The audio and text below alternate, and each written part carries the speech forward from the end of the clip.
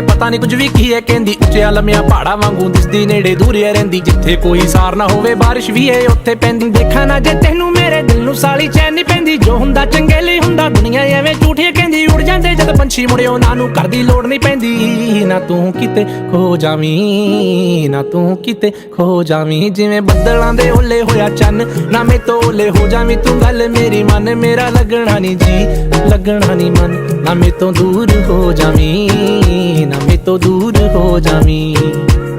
ਉਹ ਜਿਵੇਂ ਬੱਦਲਾਂ ਦੇ ਓਲੇ ਹੋਇਆ ਚੰਨ, ਨਾ ਮੇ ਤੋਂ ਓਲੇ ਹੋ ਜਾਵੀਂ ਤੂੰ। ਗੱਲ ਮੇਰੀ ਮਨ, ਮੇਰਾ ਲੱਗਣਾ ਨਹੀਂ ਜੀ, ਮੇਰਾ ਲੱਗਣਾ ਨਹੀਂ ਮਨ। ਨਾ ਮੇ ਤੋਂ ਦੂਰ ਹੋ ਜਾਵੀਂ, ਨਾ ਮੇ ਤੋਂ ਦੂਰ ਹੋ ਜਾਵੀਂ।